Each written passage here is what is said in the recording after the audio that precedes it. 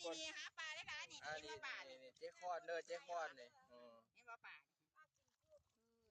งก็มีกุ้งก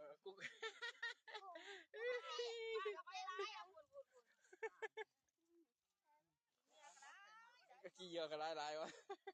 ใส่แบบปลูกอ่ะใส่นุ่งแอเบิ้งในเบิ้งหนาฮะเนี่ยก็ให้เขาเบิ่งในกุ้งเนี่ยก็เบิ่งป้าเถื่อนยากุ้งยาหอยเอ้ยมึงบ่มาน้ำปลาเป็นนี่เด้อ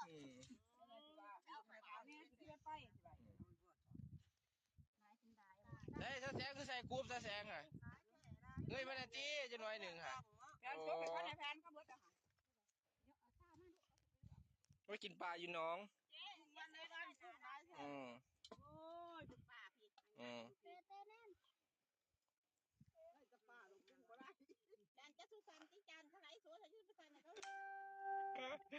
ไปมาปะโอ้ไปตอดถาบ้านอยู่พุ่นก็มีในน้องพุ่นห่างแหอยู่พุ่นมาหลายอยู่2 คันรถอีดัน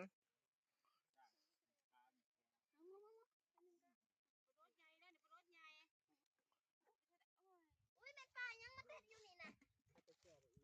ตายยังเลยล่ะอย่าได้จานอย่าได้จานเพราะสิได้แจวอยู่วะมื้อนี้นี่สิได้บ้านอยู่วะอันนี้หันลำไม่ได้ช่างคอนใหม่วะน้องสามากินน้ำกับมาเลยว่ามากินน้ำเนี่ยพี่ต๊อดเห็นก่อนหมู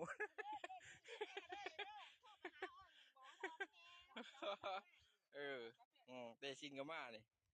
ต้นกล้ากับมาตอนเตชินกินสั่งวะบึงปลายังปลายังกุ้งโอ้ยมันขมเลย